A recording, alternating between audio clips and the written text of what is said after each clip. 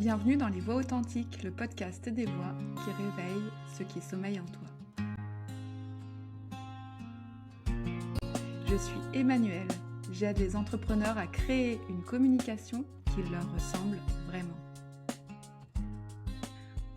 Aujourd'hui, je t'invite dans une conversation un peu particulière parce qu'Olivier Brony, tu le connais peut-être déjà, il était là en saison 1, il y a plus d'1 an, et aujourd'hui, il revient non pas pour te parler de son parcours, mais pour t'emmener ailleurs. Olivier vient de finir d'écrire un roman qui s'appelle Nous, le pouvoir que rien ne pouvait calculer.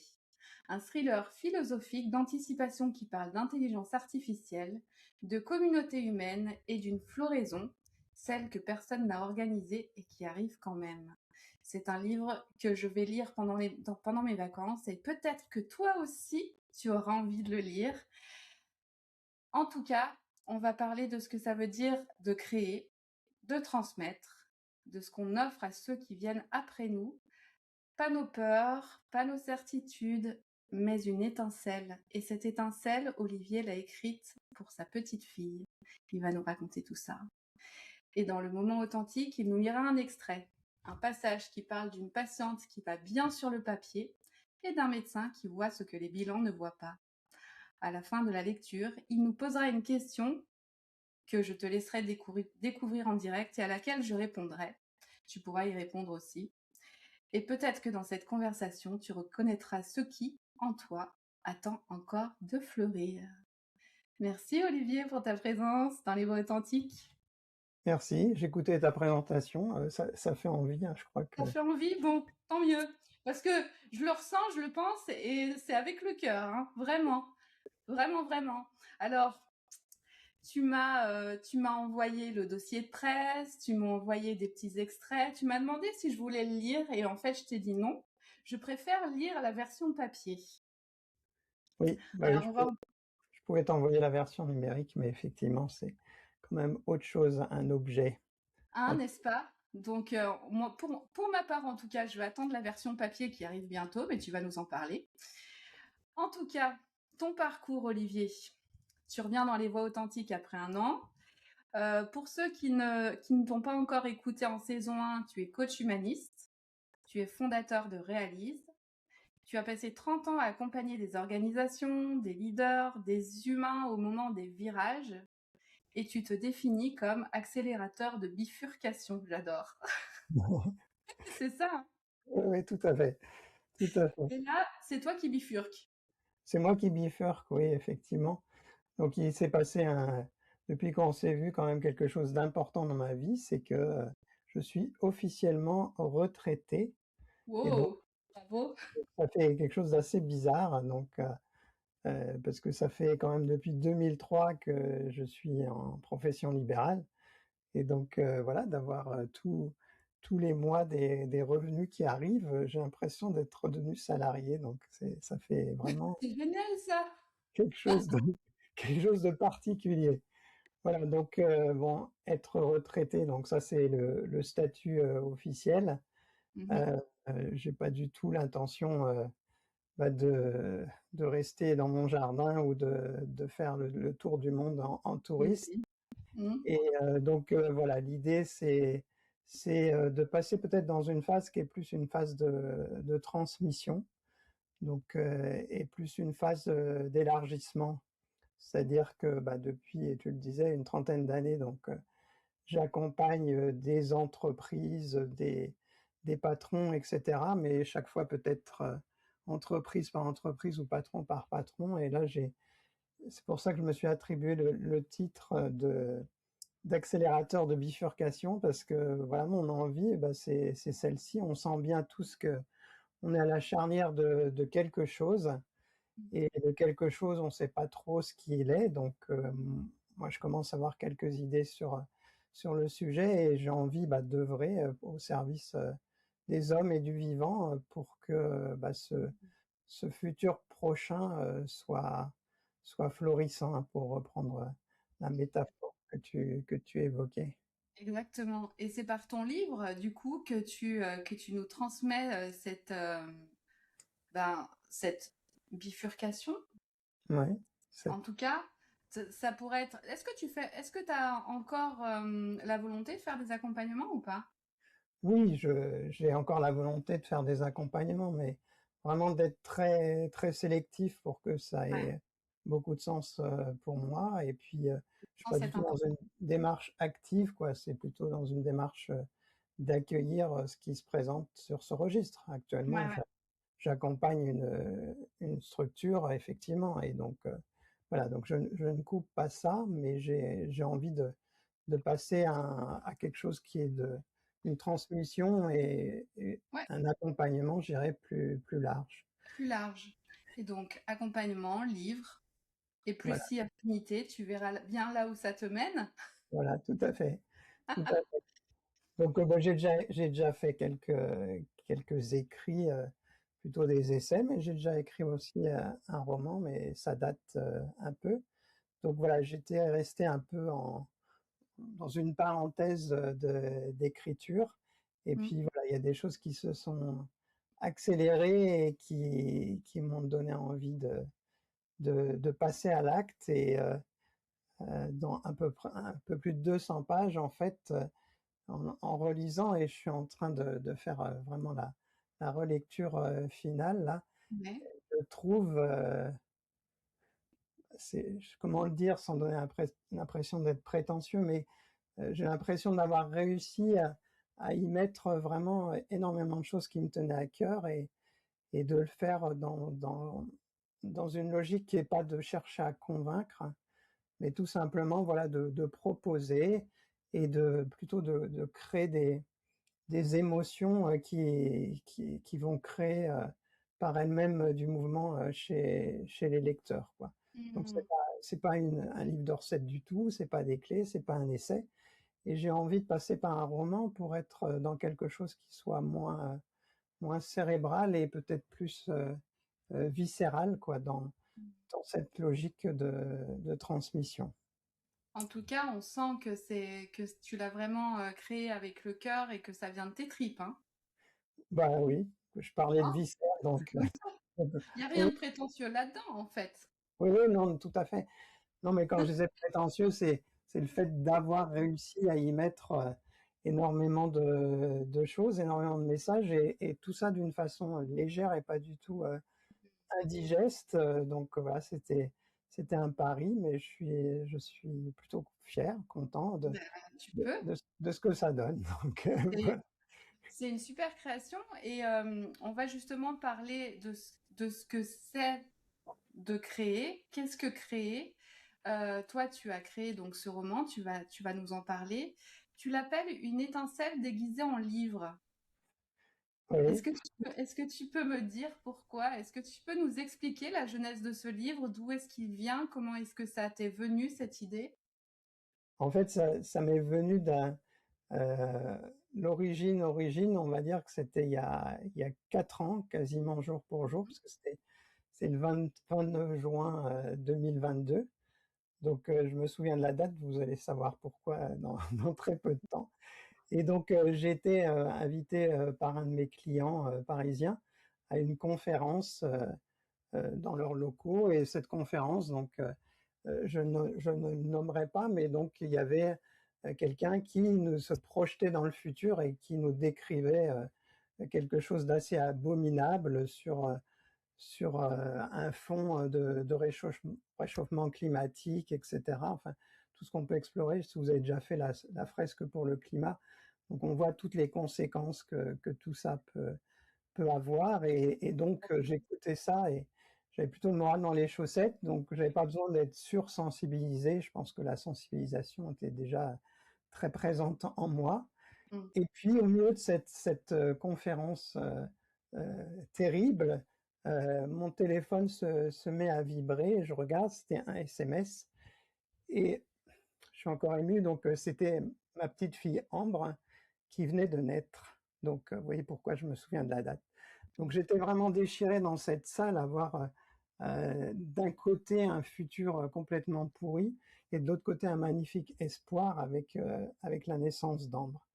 Donc je suis sorti à ce moment-là parce que les larmes montaient, donc j'ai été me libérer dans le couloir et puis, bah, j'ai mis plusieurs jours en fait à me reconstituer. J'avais l'impression d'être écartelé entre les 2 pôles et du coup, bah, j'en ai parlé un peu autour de moi, donc à mes proches, Valérie ma femme, à Chloé, bah, la mère, d'Ambre, donc notre fille et puis à des amis et petit à petit, est venue en moi genre vraiment une conviction, une sorte d'étincelle, hein, donc de déclencheur que je sentais qu'il fallait que j'agisse, moi, à mon niveau, pour faire en sorte que le futur que l'on diffuse, dont on parle, dans lequel on se projette, soit pas un futur de peur, mais un futur, basé sur, d'autres valeurs, de confiance, de lien, et tout le contraire, en fait, de la séparation et de tout ce qui nous pousse à l'individualisme dans notre société. Donc ça a démarré comme ça, alors ça a pas tout de suite été, un geste d'écriture, ça a été un geste où j'ai créé, plusieurs cercles, plusieurs communautés, pour diffuser ces valeurs et puis une accélération, l'été dernier où, je me suis mis à relire des romans, j'en avais pas lu depuis très longtemps et au croisement de tout ça et puis au croisement de pas mal de posts que j'ai fait sur les réseaux sociaux et qui m'ont redonné vraiment le goût de l'écriture, bah, je me suis dit, «J'y vais».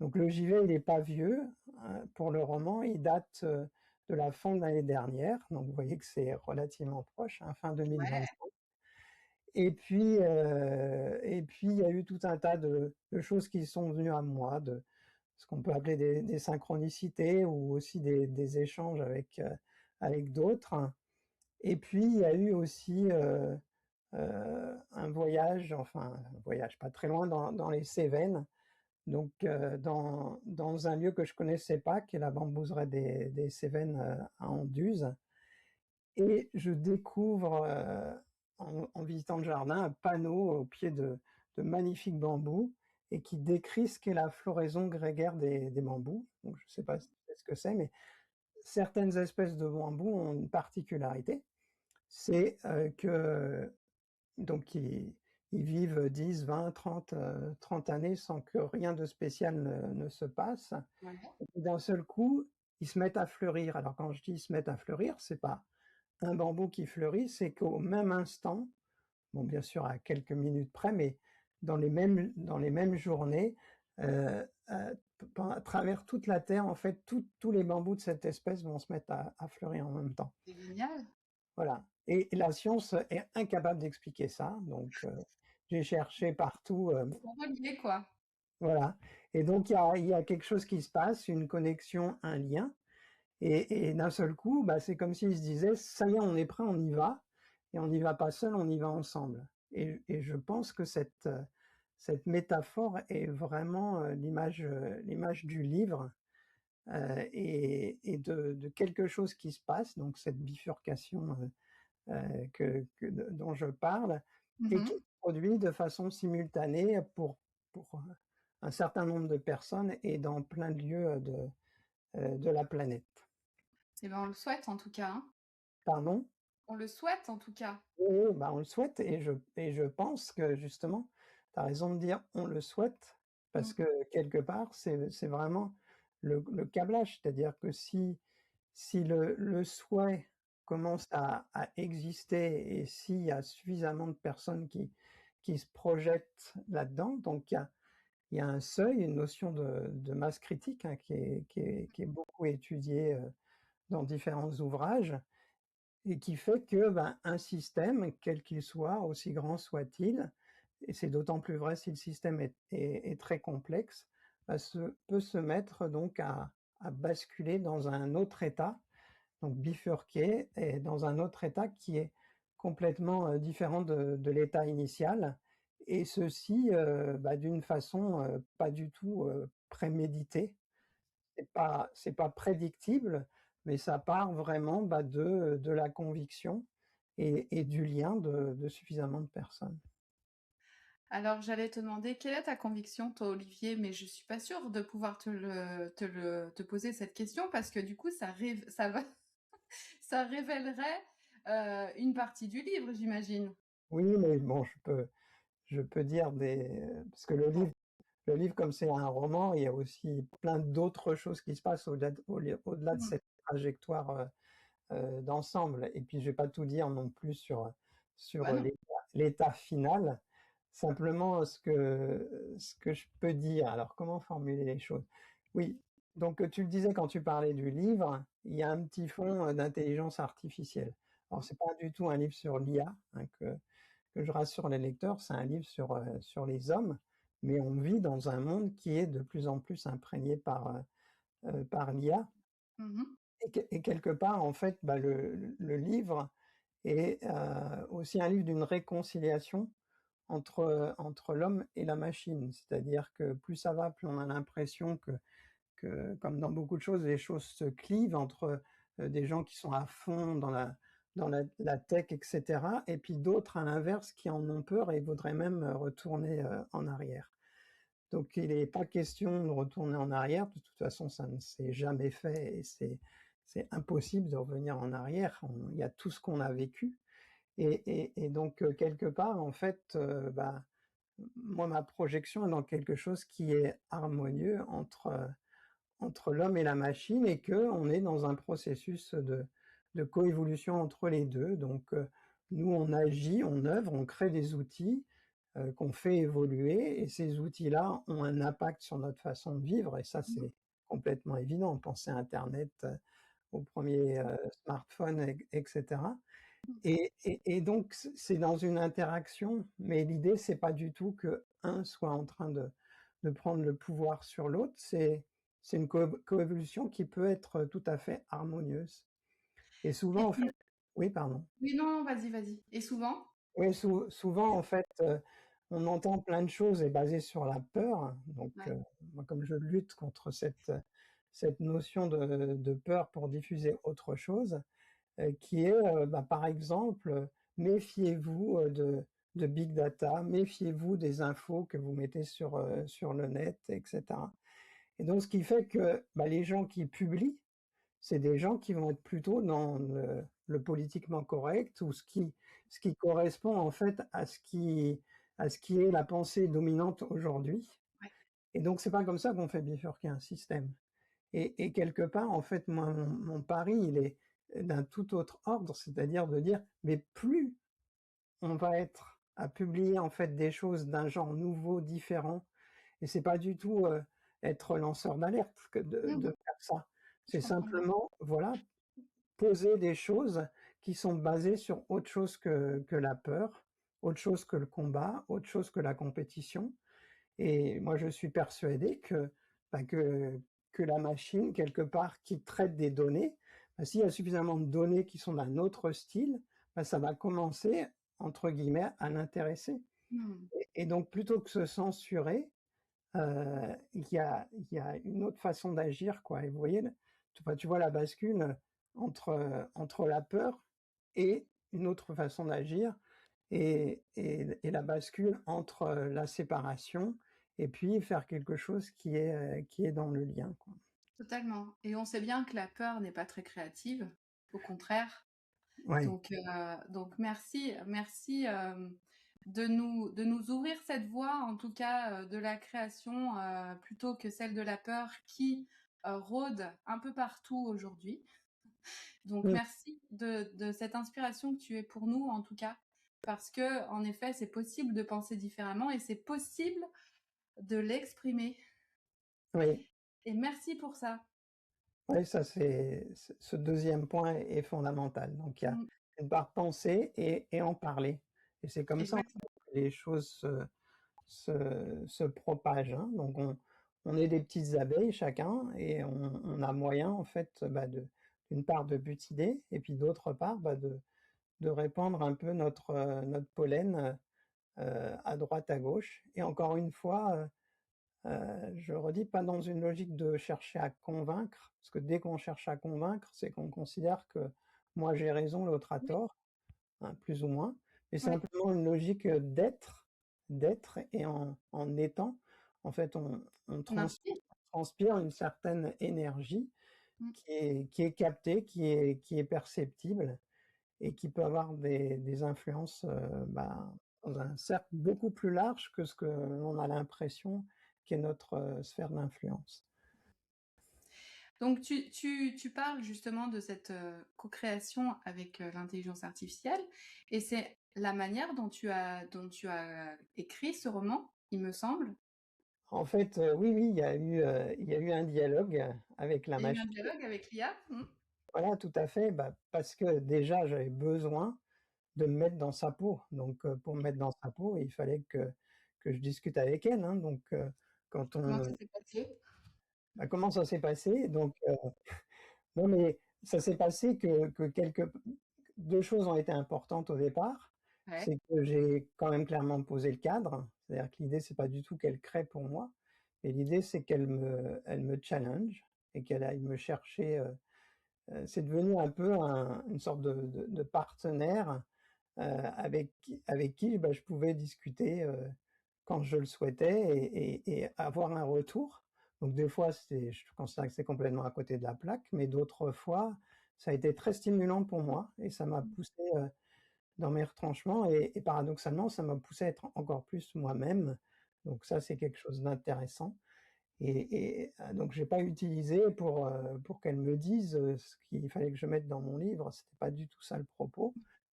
Et puis, autre chose aussi, c'est que, j'ai j'ai fait exactement le contraire de ce qu'on dit qu'il faut faire. Ah, j'adore, vas-y. Parce qu'on est partout on dit, «Utilisez l'IA, faites des prompts, hyper précis, pour pouvoir avoir des bonnes réponses». Alors, tout dépend ce qu'on appelle les bonnes réponses. Mais voilà, il y a une petite citation que j'aime bien, alors je risque de la déformer et ne pas dire exactement qui l'a dite parce qu'il a un nom un peu compliqué. Mais cette personne, disait, «Ne demande pas ton chemin à quelqu'un qui te connaît, tu risquerais de ne pas te perdre». Et donc c'était vraiment cette logique-là pour moi et qui a été de faire, volontairement des prompts ambigus. Et la créativité, en fait, naît de l'ambiguïté. Et c'était assez drôle parce que des fois, il y avait des réponses qui, pour moi, n'avaient rien à voir avec la question posée, mais en creusant, ça me stimulait un peu comme, je ne sais pas si tu as vu le film sur la vie de Pollock, hein, avec, Mmh. Ed Harris, donc Mmh. j'aime beaucoup ce film et à un Ouais. moment donné, Pollock, qui a découvert, en fait, une façon de peindre basée entièrement sur les aléas. Donc, aléas de la peinture qui coule, du pinceau qui goutte et cetera et il jouait avec ça et donc je pense avoir joué avec ça et ça m'a poussé, en fait, dans ma créativité d'aller, complètement décaler, le propos et ce qui est assez drôle, c'est que du coup, dans l'écriture du livre, j'ai, d'une part fait comme on dit qu'il faut faire. Donc le comment on dit qu'il faut faire, c'est faire un plan, Structure? cetera, structuré, savoir avant que tu démarres où est-ce que tu vas arriver et en même temps, en cours de route, ça m'a complètement échappé et la fin, c'est pas du tout celle que j'avais prévue au début parce que ce soit par ce dialogue, avec l'IA ou parce que je suis vraiment rentré dans la peau des personnages. Donc il y en a 4 principaux, mais il y en a aussi, plein d'autres. Mmh. Bah, c'est eux aussi à un moment donné qui prennent le pouvoir sur, ce qu'il arrive de l'histoire, parce que C'est mignon. j'avais vraiment le souci de la cohérence, par rapport à ces personnages et du coup, à partir du moment où j'avais défini un peu, quel est leur type, psychologique, leur façon de fonctionner et pour ça j'ai utilisé l'approche de type, psychologique de Jung, le MBTI et cetera, pour vraiment Mmh. avoir une vision claire des personnages. Au bout d'un moment, pour les respecter, j'étais obligé de les écouter dans leur personnalité, quoi et donc certains m'ont embarqué, heu, là aussi ailleurs, quoi, donc dans un chemin que je connaissais pas. Parce que c'est assez facile pour ceux qui me ressemblent dans les personnages, mais il y en a d'autres, c'est pas le cas J'imagine. et donc voilà, Un c'est challenge ça. pardon? Un vrai challenge? Oui, oui, je pense que c'est le propre du roman, mais Ouais. comme là, j'ai mis beaucoup de monde puisque pour moi, je voulais, vraiment qu'il y ait une dynamique, collective et ben, du coup, voilà, c'est des fils qui s'entrecroisent, hein. Au départ, ils sont 4 complètement, dans des vies, qui complètement séparées et puis ils Ouais. finissent par se retrouver sans tout dévoiler puisque ça, c'est sur la 4e de couverture donc je dévoile rien. Non, Et me donc dévoile rien. voilà, Plus. ils vont finir par converger, dans un lieu, quoi et c'est tout ça qui va se tramer et qui fait qu'à partir de là où ils sont, ils vont pouvoir, œuvrer, ensemble, même si au départ, étant très différents, ils se comprennent pas forcément et il y a un peu de méfiance au début et puis, voilà, donc il y a ça qui lâche et tout ça, bah, sous une pression, qui est la pression, bah, de l'IA qui est utilisée de plus en plus, De la société, en fait, telle voilà, qu'elle est telle ouais qu'elle est devenue. et puis des gouvernants, des puissants, qu'ils soient politiques, économiques et cetera. Donc sans les critiquer, ils sont Ouais, eux-mêmes bien sûr. dans un système qui est un système, global, mais qui nous conduit, à faire toujours un peu plus de la même chose Ouais. et du coup, voilà, je pense qu'une bifurcation, c'est quand on arrête de faire, toujours plus de la même chose Mmh. pour enclencher, une autre vitesse. Et ce qu'on n'a pas dit, c'est que ce roman se passe en 2034, Ouais, tout donc à demain, c'est pas très finalement. C'est ouais. pas très loin. Pourquoi tu as choisi cette date-là? Bah, parce que, techniquement,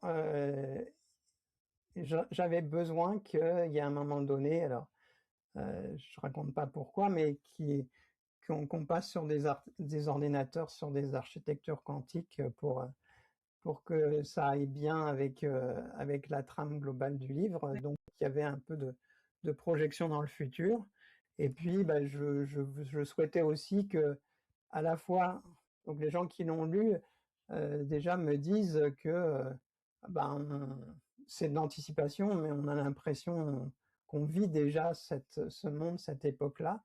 Il y a Mmh. juste ce très léger décalage de 8 ans en fait qui permet qu'il y ait quelque chose de technique qui soit possible et puis qui permet aussi pour l'IA d'avoir, progressé par rapport à aujourd'hui et qu'elle soit, utilisée pour, par les gouvernements pour prendre des décisions et des décisions qui, en tout cas dans leur esprit, vont dans le bon sens puisque l'idée c'est de mieux réguler les choses, donc ça apaise les tensions, les conflits et cetera au niveau mondial. Ça Mmh. régule globalement beaucoup plus les flux de mondialisation. Ouais. Donc quelque part, c'est enfin l'intention, de départ a du sens. Donc il Ouais. fallait qu'on Ouais. puisse ça, pouvoir être en place, donc d'où le 2034. Mais Mmh. les gens ils vivent à peu près comme aujourd'hui, hein, donc Oui, c'est ça. on n'est pas avec des voitures qui volent, ou des non, c'est c'est les gens, ils sont très proches et il y a beaucoup de choses qui se passent aussi sur le terrain, Mmh. dans la nature et cetera et ça reste, préservé, quoi. D'accord. Hem, quand on crée, on passe par différentes émotions en général. Est-ce que tu peux nous raconter, ce qu'a été pour toi cette création? Puisque tu as commencé en fin d'année dernière, donc il y a 6 mois à peu près? Oui, ouais. L'écriture a duré 6 mois. Comment tu les as vécus ces 6 mois-là? Bah, déjà, globalement, je vais reparler de bambou, mais il y a une Mmh. autre métaphore du bambou, qui est, je sais pas si vous la connaissez celle-ci, mais sur ce qui se trame sous le sol, quoi, hein. Donc, il y a tout un réseau de rhizomes et cetera, Qui n'est pas visible. traces et puis d'un seul coup, Ouais. ça pousse et ça peut être de plusieurs mètres, par mois. Donc en fait, déjà, j'étais dans quelque chose qui était un peu sous tension, quoi, Ouais. qui était latent et puis il y a eu ce jaillissement. Donc ça a rien à voir avec l'écriture de mon premier roman. Mon premier roman, j'ai mis 7 ans pour l'écrire. Donc entre Comme le moment quoi. où j'ai démarré et puis, allez, à cette époque-là, j'étais salarié et tout et donc j'avais pas beaucoup de temps pour Mmh. l'écriture et donc en fait, le premier temps, quand je m'y suis mis, c'était, comme une sorte de frénésie de la libération, quoi. Donc, une sorte de ouais, de jaillissement. Je sentais que ça jaillissait. Donc, mais quand ça jaillit, c'est un peu le geyser bouillonnant et ça part dans tous Dans les tous les sens. sens. Voilà. Donc, j'ai pris beaucoup de notes manuscrits, hein, parce que ce contact avec le stylo papier fait que je suis au départ beaucoup plus créatif en fait, comme ça. Mais ça, c'est moi, peut-être que d'autres font autrement. Donc voilà, il y a eu ça qui s'est produit. Et puis après, le deuxième temps, c'était un peu un temps de perplexité. Mais mince, qu'est-ce que je vais faire de tout ce qui est sur ce carnet? Comment je vais combiner tout ça? Et je crois que, bah, c'est assez souvent comme ça aussi dans mon processus de création. En fait, c'est venu à des moments, complètement inattendus comme des clins d'œil.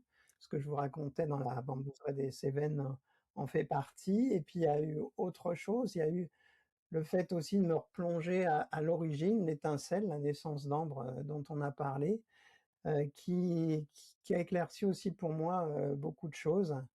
Et puis, du coup, bah, je me suis mis à ce moment-là à commencer à construire, à structurer et j'ai passé beaucoup de temps et ça a été un grand plaisir avec les personnages avant de commencer à écrire quoi que ce soit, à les imaginer, les sentir, à discuter un peu avec eux et c'était super agréable. J'avais l'impression en fait de me faire des nouveaux amis et d'avoir envie de discuter avec eux et ça a été très, très sympa. Tout ça, ça a été très compact, hein, puisqu'au global, le temps n'a pas été très long. Mais voilà, et puis ça pouvait être aussi, quand je faisais autre chose, de penser Mhm. à eux, et puis voilà, les choses se sont construites.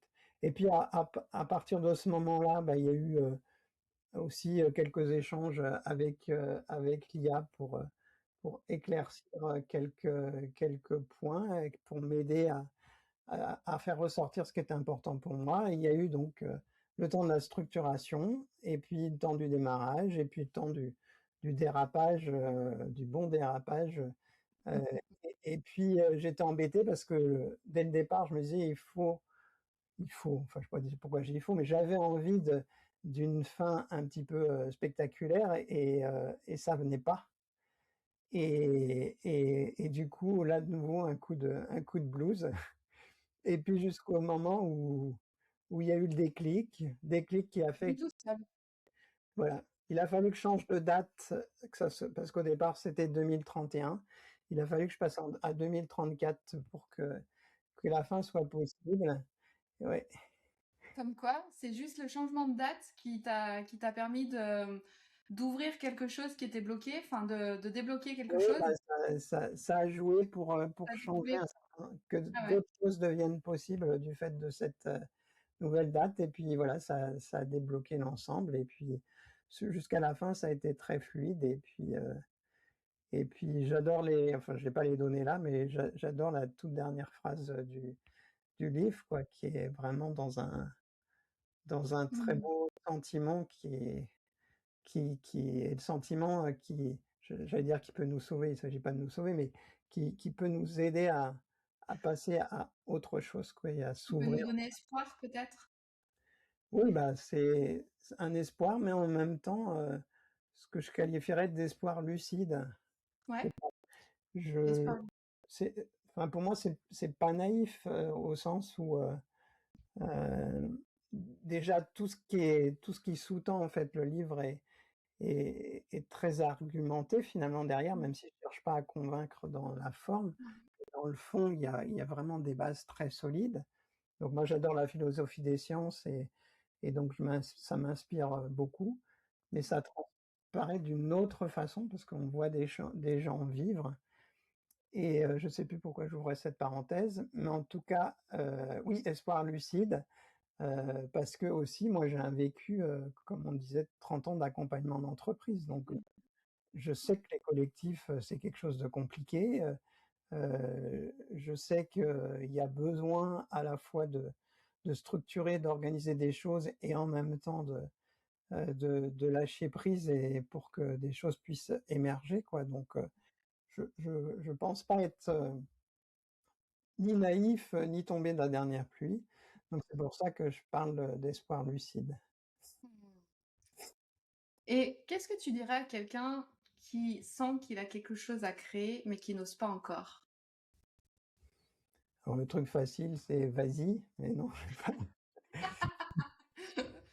je dirais pas ça. Je pense, que ce que, je sais pas si je lui dirais quelque chose, mais je pense que première chose que je ferais, c'est je l'écouterais.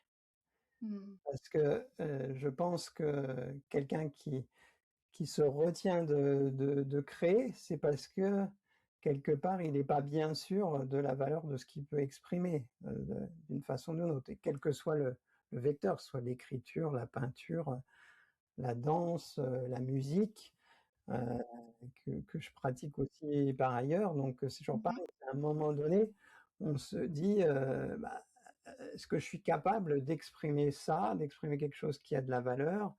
et qui est, suffisamment, différent, pour ne pas tomber, je dirais submergé par toutes les autres idées, similaires, et du coup, je pense que la première chose que je ferais, c'est l'écouter pour que, et en le questionnant, qu'il puisse, mais ça c'est mon côté coach, hein, mais Mmh. qu'il puisse se rendre compte en fait, bah, de toute la valeur qu'il y a, dans ses idées, dans ses passions, dans son énergie et dans ses vibrations, Pour qu'il et puisse pour qu'il puisse prendre confiance, en fait et voilà, ensuite passer à l'action. tout à fait, tout à Mmh. fait, et quelque part, mon rôle à ce moment-là serait de lui donner du feedback sur ce que j'ai entendu, de lui, et ce qui est spécifique, qui a de la valeur, et je pense que ce retour-là peut déclencher des choses. Je pense, bon, faudrait que je réfléchisse un peu plus, mais je Mmh. pense que dans ce que j'ai vécu, il y a plusieurs fois où ceci a pu se produire, et je pense qu'un cas très, très proche, c'est celui de ma femme, Valérie, qui a pu être au tout départ dans des gros doutes par rapport à son potentiel d'écriture. Donc j'ai pas du tout la prétention de dire que c'est moi qui lui ai permis, d'écrire, c'est pas du tout ça le propos. Mais quelque part, le fait que je sois à ses côtés, et que, quand elle avait envie, de poser les quelques idées qu'elle aimerait bien transformer en un livre, je pense que ça l'a beaucoup aidé. Donc Ouais, je ouais, je donc le soutiens. c'est pas un vrai conseil, c'est plus une présence, quoi. Ben oui, mais ça peut être un conseil. Recherchez justement si vous avez quelque chose à créer ou si quelque chose essaye d'émerger, recherchez justement la personne qui saura vous soutenir et vous écouter et être présente pour vous, en fait. Mmh mh. Et puis, moi, ça a été très vrai dans le processus du livre. Comme le livre parle d'une aventure collective, je Mmh. souhaitais que le bouquin soit aussi une aventure collective. Donc il y a Ouais. quelques personnes, pas beaucoup, hein, une trentaine, mais Mmh. j'ai fait un peu une sorte d'appel auprès des gens que je pouvais côtoyer, et pour, quelque part, non pas relire, tout le livre, mais donc j'ai créé un système à ce moment-là de newsletter, bon, qui existe toujours, hein, qui tourne toujours, parce qu'on n'est pas encore au bout de l'aventure, hein. Pour l'instant, j'en parlerai tout à l'heure, mais c'est juste un pré-tirage que je vais faire, et après l'idée c'est que ça soit beaucoup plus diffusé, que ce pré-tirage. Donc si je reviens à cette, newsletter, donc l'idée, c'était de leur donner des fois des bribes de choses que je créais, ou de leur poser une question. À un moment donné, je leur ai demandé, bon voilà, j'ai imaginé, psychologiquement les personnages, je vous les décris rapidement. Est-ce que, vous pouvez me dire comment vous les voyez physiquement? Ouais. Et ça a été très, très intéressant d'avoir ce retour, par exemple, ou sur la couverture, ou sur la quatrième de couverture, le texte qui est au dos du livre, enfin, ou tout sur, ce genre de détails, et ça m'a beaucoup enrichi. Et puis il y a eu, 6 personnes qui ont lu le 1er jet, la V0, donc des bêta lecteurs, donc ça veut dire Mmh. qu'ils sont bêta, mais c'est comme les bêta versions en On informatique. les salue. Pardon? On les salue. Oui, oui, on C'est les des salue, tout à fait. Ils se reconnaîtront, et leur retour, là aussi, était super important pour moi. Donc moi, je suis pas un créateur solitaire. J'ai Ouais, c'est besoin de ça. ce collectif, j'ai besoin de ce Mmh. ping-pong, d'avoir ces retours. Et l'IA aussi m'a aidé par rapport à ça, parce que je peux pas solliciter en permanence, du monde. Donc, des fois, voilà, je soumettais quelque chose et puis je voyais ce qui se passait et hem et là, j'ai terminé hier l'écriture de la version 1, donc c'est grâce à tous ces retours, en fait, que Ah oui? qu'elle a pu exister. Donc ça, c'est aussi un conseil de création, mais c'est peut-être lié à ma personnalité, mais surtout ne créez pas seul, quoi. Donc C'est ça. C'est ce que j'allais dire, on est tous différents, mais en effet, quand on crée, je crois ce qui peut nous aider aussi et ce qui peut faire peur en même temps, c'est de demander les retours et, et de pouvoir collaborer en fait. ouais, tout à fait. Ouais, c'est vrai Mais que ça peut... parce que oui, bah, oui, tout à oui, parce que et quelque part, là, c'est le doute que l'on a par rapport à la qualité Exactement. de ce que l'on crée. Mais, je pense que vous-même, je dis vous-même, c'est vous qui Mhm. nous écoutez, c'est je pense que vous le sentez au sein de vous-même si ce que vous êtes en train de produire est quelque chose de puissant, de fort, de juste, d'aligné. C'est viscéral en fait, tu le ressens profondément. Ça passe vraiment par le corps et je Ouais, pense que, là aussi on et ça transparaît dans le livre, mais très souvent en fait on se dit, «Oui, bah, la machine, l'IA, elle va devenir plus intelligente que nous», mais de quelle intelligence parle-t-on? Donc on dit intelligence artificielle, mais c'est vraiment un type d'intelligence qui est copié. Mais regardez la palette des intelligences que vous avez, l'intuition, l'intelligence collective, l'intelligence émotionnelle, l'intelligence du corps, tout ça, heu, alors ceux qui se projettent disent: «Un jour, la machine sera capable de faire tout ça». On n'en est pas du tout là et non. puis justement si cette bifurcation dont je parle, on parvient à l'initier suffisamment tôt, donc on sera sur quelque chose où il y aura plus cette lutte, cette compétition entre l'homme, la machine, le transhumanisme et cetera. C'est d'autre chose qu'il s'agit, quoi. Et cette bifurcation, elle pourra se faire facilement si justement des tas de créateurs tels que toi peuvent justement diffuser leur création et faire naître cette bifurcation justement, Ouais, ouais. Juste finalement. il y a un mot qui est le facilement, je pense que ça sera pas facile parce que, Certes. toute mutation, fait que même si chacun d'entre nous aussi, va se dire: «Ah mais qu'est-ce qui est en train de se passer? Qu'est-ce que je suis en train de perdre? Est-ce que je suis sûr de gagner quelque chose?» et cetera et puis il va y avoir des raidissements, des crispations, pour, «Non, non, surtout ne changez rien, Mhm. je veux, continuer à consommer de la Mhm. même façon» et cetera. Donc Qu'est-ce que tu dirais du coup, pardon? qu'est-ce que tu dirais au lieu de facilement? Bah, plus rapidement, c'est-à-dire que la période chaotique, du transitoire, Mhm. l'idée c'est de pouvoir la franchir, de façon, plus rapide et peut-être plus sereine, parce que, on sent davantage ce qui vient derrière. Parce que ce qui est compliqué, c'est quand tu es sur une route et qu'il y a un ralentissement avec des travaux, tu ne vis pas du tout de la même façon s'il y a un panneau qui t'explique, quels sont les travaux qu'ils sont en train de faire et ce que ça va pouvoir t'apporter, par la suite. Ouais, Donc il y a quelque chose qui est aussi, bah, de la projection dans le futur et le futur souhaité par la majorité d'entre nous. Parce qu'on fait si on fait un sondage et qu'on pose des questions sur, vous auriez envie de quoi comme aimant dans le futur? Bah, la grande majorité a des réponses, pas toutes les mêmes, mais qui peuvent générer une belle convergence. mm, Donc, totalement. voilà, donc je dirais pas plus facilement, je dirais plus rapidement, plus Mhm. sereinement et plus confiant sur ce qui est le après. Mhm. D'accord. Et Euh, tu as raison oui. sur tous les créatifs, enfin, et créatif, c'est pas une étiquette, pour une élite, hein. Donc Non, bien sûr. toutes les créations, peuvent, aider à ce que ces qualificatifs soient une réalité, pour la transition à vivre. Et justement, ça nous rend responsables aussi, Bah, bien sûr, quelque part. bah, bien sûr. C'est-à-dire que nos créations, ce qui vit à l'intérieur de nous et ce qu'on a peur parfois de faire émerger, c'est quand même de notre responsabilité de le faire. Mmh.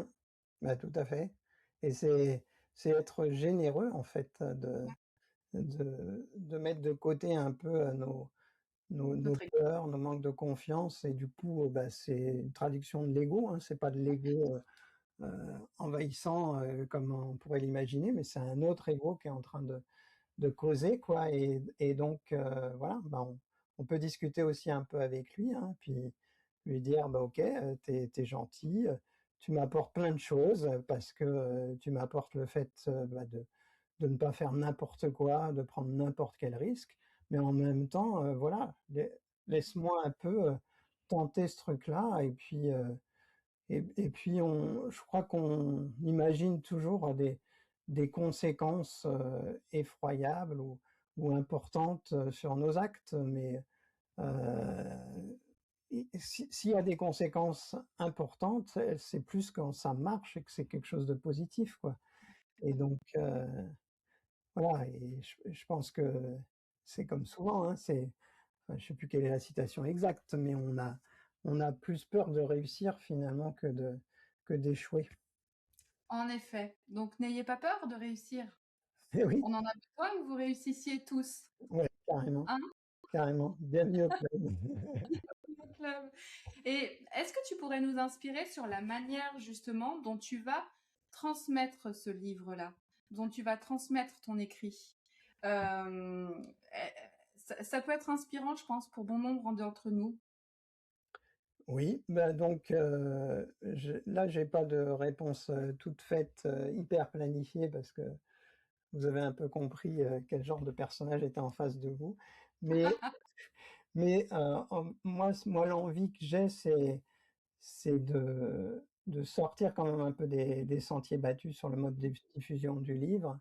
Donc j'ai envie qu'il puisse être largement diffusé, donc qu'en finale, il puisse y avoir un éditeur et que ça reste pas qu'une auto-édition. Mais j'ai envie aussi que le bouquin y vive le plus tôt possible et vivre le plus tôt possible, bah, c'est permettre, déjà, non pas au petit cercle de départ, mais à un cercle plus large, bah, de l'avoir, de le posséder et dans une forme qui est belle, avec une belle couverture. Vous verrez à l'intérieur du roman, il y a une quinzaine d'illustrations, noir et blanc parce que ça me rappelait un peu mon enfance et puis Mm. voilà donc j'avais envie de ça et du coup voilà, le fait qu'il existe et qu'il soit posé, c'était important pour moi. Mais de le faire d'une façon limitée, j'ai pas envie, de commencer à faire des efforts pour, diffuser en fait cette version. J'ai envie qu'elle vive, qu'elle soit là, qu'elle soit présente, que je puisse, me retrouver aussi avec des gens qui l'auront lu et puis échanger et puis ça va faire venir d'autres envies, j'en suis persuadé, Exactement. par des connexions. Et puis après, bah, il se trouve que le livre sous une forme très, très romanesque a un fond vraiment philosophique. Et dans ce domaine-là, bah, je connais aussi un peu du monde. Donc ces personnes-là, bah, il y a un philosophe qui fait partie des six lecteurs. Et donc bah, ces personnes-là peuvent aussi peut-être, ça peut leur donner envie et Être des relais. voilà, être les relais et donc on est plus dans une logique de diffusion Ouais. et peut-être de floraison comme les bambous, donc on verra donc je cherche à être, congruent, par rapport au livre, par rapport à sa forme et par rapport à sa logique de diffusion Et et donc, on note donc l'importance du réseau et l'importance aussi d'être relié à toi et à ce que tu ressens et à tes intuitions. Et c'est ça qui te guide. Tout à fait. Mm. Et puis il y a le volet miroir, super important que j'évoque sur, à partir du moment où on a une création, elle ressemble à quelque chose et la façon de l'offrir au monde, pour moi, c'est important qu'elle soit cohérente en fait avec ce que l'on offre, quoi. Ouais. Sinon en fait, bah, une très belle bague qui serait, dans un écrin, qui serait moche, quoi. Donc, il y a quelque chose qui colle pas, ou Ouais, qui c'est ça. serait offert à votre chérie, dans une forme qui serait pas cohérente avec la beauté de cette bague. Donc tout ça, Mm. et voilà, il y a des miroirs à différents niveaux, et je pense que c'est pas très compliqué en fait, en étant très clair sur l'esprit de ce que l'on cherche à diffuser, bah, de trouver des modalités de distribution qui correspondent. Mm. Voilà. Et puis je pense qu'il y a aussi l'aspect peut-être retraite, qui fait que, voilà, étant moins dans la logique libérale, business, etc., j'ai pas du tout envie de faire d'efforts C'est pour, ça. C'est à ton rythme, en convaincre, fait. pour convaincre qu'il faut absolument avoir cet ouvrage, quoi. Donc, Ouais. ça fera À ton rythme. voilà, à son rythme et au rythme de ce qu'est cette œuvre et de ce qu'elle véhicule. Ouais. Alors, on a beaucoup parlé de cette œuvre. Je pense un bon nombre d'entre vous aimeraient avoir un petit extrait de ce livre. Pour moi, nous, puisqu'on dit, on dit nous, Oui. euh, donc ça s'écrit N-O-U accent circonflexe S. Tu peux nous expliquer d'où vient ce titre, Donc, d'ailleurs? en fait, ça vient du grec ancien. Donc moi, j'aime Ouais, beaucoup les philosophes grecs parce qu'ils ont quand même posé beaucoup de choses avant beaucoup de monde, et les références à Socrate, Platon, bah ça. Héraclite, etc., il y en a plein. Et donc, en grec ancien, en fait, ça désigne la notion de conscience, donc l'intelligence suprême humaine globale. Et donc, il y a Mhm. un peu un paradoxe, parce que nous, c'est le nom qui a été donné à l'IA qui est présente dans le roman, et avec bah, une sorte de souhait qu'elle puisse accéder à cette conscience, cette intelligence globale. Donc, je vous dis pas ce qui va se passer, etc., mais je veux dire, c'est le point de départ. Et puis derrière ça, il y a des magnifiques jeux de mots, c'est-à-dire qu'on enlève le chapeau, ça devient nous. On passe à l'anglais, ça devient no us. Donc, il y a, il y a plein de façons de jouer avec, et donc le nom m'amusait. Et puis le plus drôle, c'est qu'au départ, quand j'ai fait des recherches pour trouver le nom, j'ai jamais fait de grec ancien, donc je voyais les lettres, je voyais que si on transcrivait, ça s'écrivait N-O-U accent circonflexe S, mais je savais pas comment ça se disait. Et j'étais chez une autre petite fille, pas Ambre, là, cette fois-ci. Et donc, j'étais en train d'envoyer ma newsletter avec marqué nous, enfin N-O-U, accent circonflexe S. Et puis, elle s'approche de moi, elle a 6 ans, donc elle commence à lire. Et elle se met à crier, et elle dit, Mano, c'est comme ça qu'elle m'appelle, Mano, écris nous. Elle le prononce exactement comme il faut. Et donc, après, j'ai fait des recherches, je me suis dit, mais comment ça se prononce? Et donc, ça se prononce bien nous. Et Waouh. elle chantait dans la maison, Mano, crie-nous. Et donc, je veux dire, elle l'avait senti. Donc, voilà pour nous. Voilà pour nous. En tout cas, pour moi, c'est une œuvre qui est profondément vivante et tu nous l'as bien transmis là pendant notre échange. On te laisse faire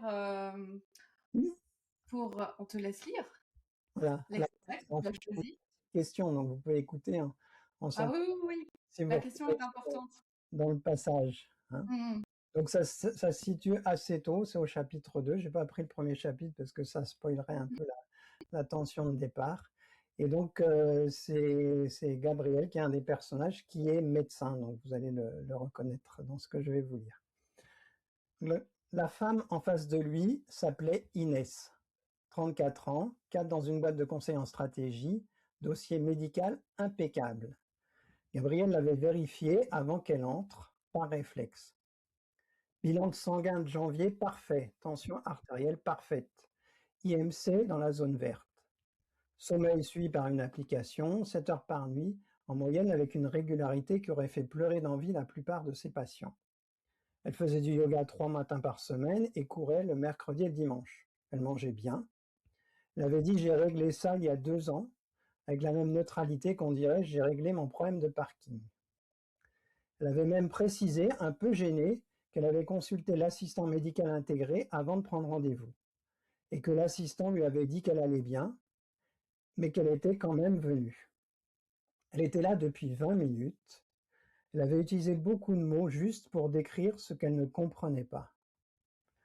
Je fonctionne bien, avait-elle dit. Je sais que je fonctionne bien. Les gens autour de moi le voient. Mon copain dit que je suis en forme.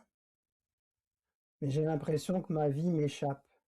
Ce qui me rendait heureuse il y a quelques semaines ne me satisfait plus. Elle avait cherché ces mots et Gabriel avait attendu sans remplir le silence. C'était une des choses qu'il avait mis des années à apprendre. Laisser le silence travailler. Je me sens moins vivante, avait-elle dit finalement, avec une légère incrédulité dans la voix, comme si elle entendait la phrase en même temps qu'elle la prononçait et n'arrivait pas tout à fait à y croire. Gabriel avait posé son stylo, pas pour noter, pour ne rien faire d'autre que la regarder. Il n'y avait dans ses yeux ni la tristesse, ni l'anxiété, ni ce regard noyé qu'on voyait dans la dépression. Une neutralité inquiétante, des yeux bien rangés, comme une lumière qui n'était pas éteinte, juste couverte. La vie était là, en dessous, mais elle ne rayonnait plus. Et c'est à ce moment-là que la dissonance l'avait traversé. Le même ressenti viscéral qu'il avait en musique, quand un rythme lui indiquait une tension sous-jacente que les autres n'entendaient pas encore. Un flash, bref, total, comme une évidence qui n'avait pas besoin de se justifier. Et il avait vu ce regard la semaine dernière. Chez un homme de 50 ans, chef d'entreprise, bilan au vert, qui lui avait dit: je ne sais pas ce qui m'arrive, docteur, j'ai tout ce qu'il faut. Et avant ça, une jeune femme qui rentrait d'un séjour à l'étranger, bien dans sa peau, bien dans sa tête, mais qui se demandait pourquoi elle ne ressentait plus grand-chose en retrouvant sa vie. Et le retraité du mois dernier, actif, entouré, qui regardait ses petits-enfants jouer et lui avait confié presque gêné: c'est comme si je regardais ça depuis derrière une vitre. Depuis derrière une vitre. Gabriel regarda Inès, Inès qui avait tout optimisé, le corps, le sommeil, la relation, l'alimentation, le temps libre, et qui se retrouvait étrangère à sa propre vie avec une précision clinique. Une vie parfaitement réglée dont elle était absente. Ce n'est pas un hasard, pensa-t-il. Il y a quelque chose. Voilà. Il y a quelque chose. Donc, je vous laisse avec une question. Alors, je ne sais pas si tu voudras te prêter au jeu, Emmanuel, Vas-y. pour y répondre. Donc, finalement, est-ce que ça vous est déjà arrivé à vous de fonctionner parfaitement et de se sentir, et de sentir en soi quand même qu'on est moins vivant, un peu comme Inès ou ses autres patients? Mhm. Bah écoute, moi je peux te répondre. Alors je sais pas si j'ai déjà fonctionné parfaitement, parce que bon, il y a toujours eu quelques, quelques difficultés ici et là, et moi en général, dans mon corps, ça se manifeste avec le sommeil. Donc quand je commence à mal dormir, c'est qu'il y a quelque chose qui commence à ne pas aller. Mais en tout cas, cette, euh, cette impression d'avoir perdu le sens, cette impression de ne plus être présente à moi, de plus être présente à mes enfants, je l'ai ressenti, il y a 6 7 ans. Et c'est là que j'ai pris la décision de quitter la fonction publique. je me sentais plus du tout à ma place. J'avais l'impression qu'il y avait autre chose qui était possible et que j'avais l'impression de mourir à l'intérieur. Mmh. Même si, ben, en effet, j'avais la belle maison, j'avais le boulot, j'avais les enfants, j'avais la famille, mais à l'intérieur, je me sentais dépérir. Mmh. Et donc il y a eu un petit, un grand, je ne saurais pas comment l'appeler, mais il y a eu un déclic à l'intérieur qui m'a fait dire, il faut que ça change. Mmh. Sinon tu vas continuer à couler. Et c'est vraiment le terme que j'utilise aujourd'hui, parce que sur le moment, tu t'en rends pas compte, hein, mais c'est vraiment le terme que j'utilise aujourd'hui. J'étais en train de couler, de sombrer. Alors, comme je suis poisson de signe astrologique, ça a peut-être son sens. Mais voilà, arrêter de couler et pouvoir remonter à la surface, ça demande des changements parce que si on continue de la même façon, comment est-ce qu'on peut opérer un changement derrière? Mmh. Et c'était vraiment, et c'est vraiment la quête de sens en fait pour moi. Mmh. Et tout ça dans un environnement qui est, de plus en plus, dans l'incertitude, quoi, et avec une sorte de mythe qui est, de réussir à prévoir, prédire, contrôler, maîtriser, toutes ces incertitudes, fait que ça va nous rendre plus heureux, quoi, et quelque part, voilà, donc il y a quelque chose qui se met en place et dans lequel, en fait, on rentre très très facilement. Mais j'ai pas envie de commenter plus que ça parce que Mm. la question, j'ai envie qu'elle reste, ouverte pour La chaque. question, en tout cas, moi, j'ai répondu comme c'est venu sur le moment. Peut-être que vous, derrière votre écran ou de l'autre côté de vos écouteurs, peut-être vous pouvez aussi vous la poser cette question parce que je pense elle est nécessaire et elle fait peur. On en a beaucoup parlé de la peur dans cet épisode, mais elle est nécessaire. Et Mmh, parfois, ben, il faut passer par ça. Qu'est-ce que t'en dis? ouais, et il y a une question encore plus large qui est, Mm. qu'est-ce que ça veut dire vivre? Donc Oui, donc elle elle peut être très voilà. philosophique, mais elle peut être très concrète, très pragmatique, quoi. C'est quoi pour Ouais. moi la définition d'être vivant? Et quand est-ce que Mmh. je me sens vivant, quoi? Donc Ouais, totalement, totalement. Mais là, il nous faudra un autre épisode pour en parler. tout à fait, tout à fait. On se reverra, Olivier, on se reverra. En tout cas, avant de se quitter, parce que c'est bientôt là, j'aimerais que tu nous dises ben, où est-ce qu'on te rejoint, comment est-ce qu'on peut se procurer nous, justement. Est-ce que, voilà, dis-nous tout, explique-nous comment on fait. Ah, moi, mon envie, c'est de pouvoir, faire en sorte que l'été, qui est souvent le moment où on lit, où on va se mettre à apprendre des romans et peut-être des livres, Ouais. qui en apparence sont moins sérieux.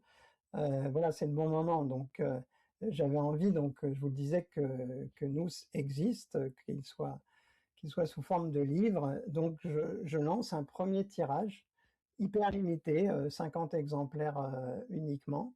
Voilà et donc bah, c'est tout simple, hein, si ça vous intéresse, je pense qu'on peut mettre, des Ah liens, ben, autour de la vidéo et cetera. oui, Ça oui, doit oui, être, oui. très facile. Vous pouvez le commander et puis, vous aurez aussi, mon site et si vous voulez, m'écrire des choses, discuter avec moi et qu'on fasse partie, d'un même mouvement, d'un même collectif, c'est tout à fait possible, hein. Donc, je vous ai parlé de ma passion pour l'écoute, et donc et aussi pour le collectif. Donc, j'ai vraiment envie de m'imprégner de ça et de vivre ça avec vous Mmh. et que vous Et reveniez bon, vers moi une fois que vous avez plongé dans nous, ça fera en sorte que l'échange sera encore plus riche. Donc voilà, c'est très simple, il y a un bouton, vous pouvez commander. Donc je yes. vais les tirages, là, la date où sort ce podcast sont là, sont prêts, ou ou le seront dans une semaine et donc je peux vous les faire parvenir, très vite. Mais j'irai pas au-delà de ces 50 exemplaires, hein, c'est mon souhait pour ce premier temps et puis il Ah, sera c'est jamais en librairie sous cette forme-là. Donc mmh voilà, il y a un aspect Une collector version aussi. collector? C'est une version collector en plus, donc en tout cas, moi, je crois que dès que j'ai le lien, je vais aller cliquer dessus et puis j'en ferai bien, j'allais dire j'en ferai mon 4 heures, mais j'en ferai mes vacances en tout cas pour le mois d'août. Ouais, je pense qu'il se lit très facilement en plus, hein, donc Mais c'est oui, pas bah, pris de j'ai lu des retours justement de tes bêta-testeurs et ça m'a juste fait envie euh, de l'acheter et de le lire et de passer du temps, en tout cas, avec tes personnages et de me laisser imprégner et transporter par ça, en tout cas. OK. J'ai oublié de dire Donc, que les 50 premiers seront numérotés, donc c'est vraiment un tirage et il y aura une petite dédicace, donc voilà, c'est toujours un petit truc sympa aussi, au démarrage et qui créera du lien entre nous, je suis sûr. hmm, merci Olivier d'être venu. Merci de nous avoir partagé ta vision des choses avec ton cœur. Mmh. Parce que c'est ça qui compte, je crois, avec le cœur. Ouais, tout à fait. Enfin, je pense Hmm, que c'est la meilleure des conclusions que tu puisses faire et donc cette création, elle est habitée, quoi. Habitée hmm. par Et des convictions, une passion et une histoire, elle est quoi. vivante, cette création. Ouais. Elle est totalement vivante. En tout cas, merci de cette manière, pour cette manière que tu as de refuser la peur comme dernier mot. Et je voulais vraiment le dire parce que je crois qu'aujourd'hui, c'est très important. Ouais. C'est c'est une il n'y a pas qu'une clé, mais en tout cas, c'est quelque chose qui peut ouvrir, beaucoup de portes et de L'amour, revisiter, c'est sa là, façon d'être en relation, avec les autres ou avec la société, ou avec la machine, voilà et totalement. j'en dis pas plus, parce que sinon je vais encore dévoiler des choses. Merci à toi, en tout cas. Merci. Et ce que je t'ai pas dit, c'est que cet épisode, avec toi, inaugure aussi quelque chose de nouveau pour les voix authentiques. Puisqu'avec cet épisode, je crée les voix authentiques création, un espace pour accompagner justement des projets qui sont faits avec le cœur, des livres, des événements, des œuvres qui œuvrent justement pour un monde plus vivant, plus conscient, plus relié. Et nous, c'est la première création qu'on accompagne. Donc merci à toi Olivier. Merci Parce que beaucoup. du coup, ça me permet de créer moi aussi quelque chose de nouveau. Voilà, voilà. C'est de la co-création, j'adore. En tout cas, les liens pour te rejoindre sont en description de l'épisode. N'hésitez pas. Et si vous sentez l'appel du cœur, c'est important de cliquer sur le bouton. Merci à Rodrigue le Pirate et Claire Thomas pour leur soutien précieux. Si tu souhaites passer dans les voies authentiques et rejoindre notre communauté, n'hésite pas à me contacter. Et si toi aussi tu portes un projet du cœur, les voies authentiques création peuvent marcher à tes côtés pour le faire entendre. Et à toi qui écoutes, j'ai juste envie de te poser une question. Qu'est-ce que tu portes et qu'est-ce qui pousse en toi? Merci Olivier Merci. pour ce partage Merci. ici. Merci à vous tous. Et à bientôt dans les voix authentiques, le podcast des voix qui réveillent ce qui sommeille en toi.